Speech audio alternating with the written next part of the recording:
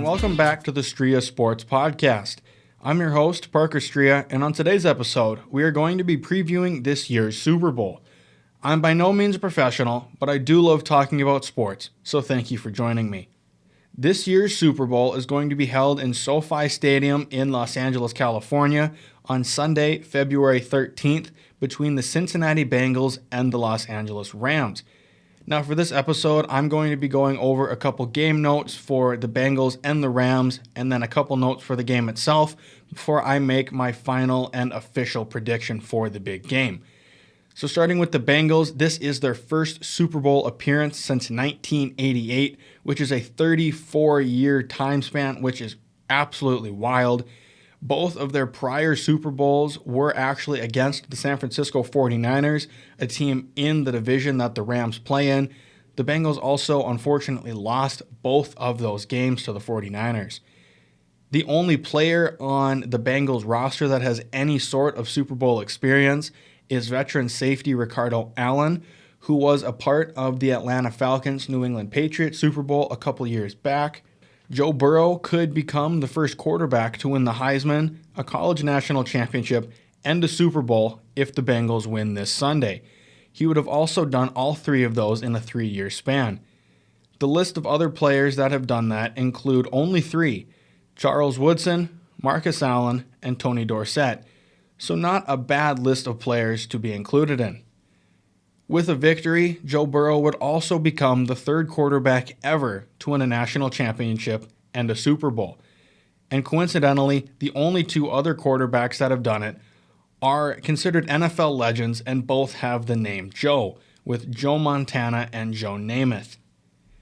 Rookie kicker Evan McPherson needs only 3 field goals in the Super Bowl to break legend Adam Vinatieri's postseason record of 14 field goals with 49 points.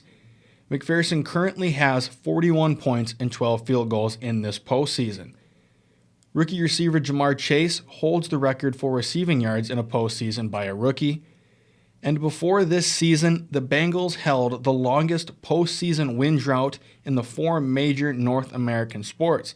They hadn't won a postseason game since 1990.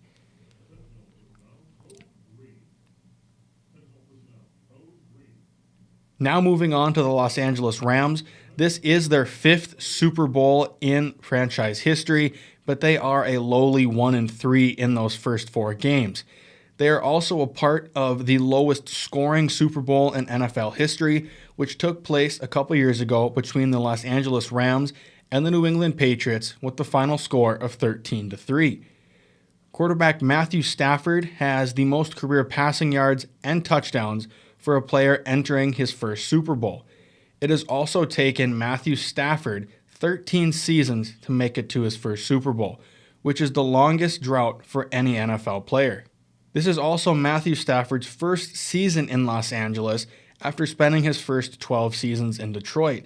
It has been a very good season for Stafford and the Rams, as Stafford saw his first ever playoff victory and the Rams went 3-0 in this past postseason.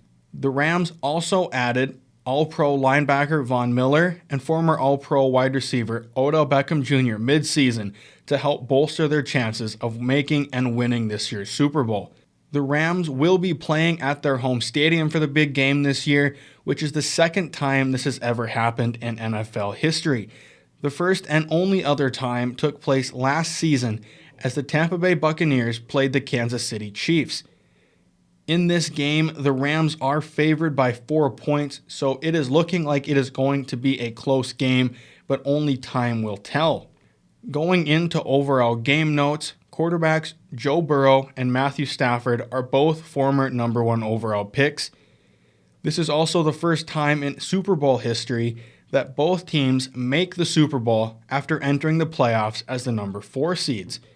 Head coaches Sean McVay and Zach Taylor combined for the youngest pair of head coaches to ever meet in the Super Bowl, just a year after Andy Reid and Bruce Arians combined to make the oldest pair of head coaches to meet in the Super Bowl.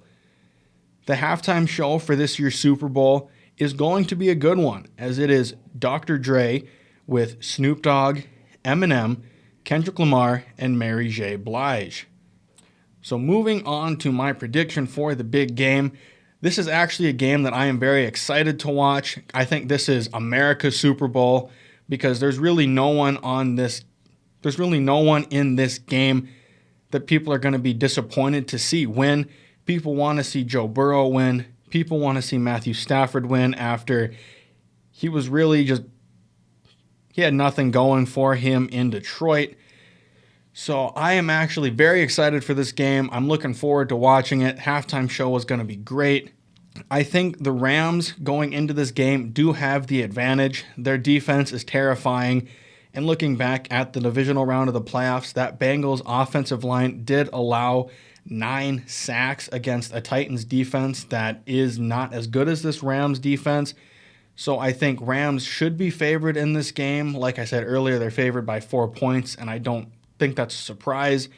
However, the Bengals have been counted out in pretty much every single one of their games this postseason, and they've managed to come out on top every single time.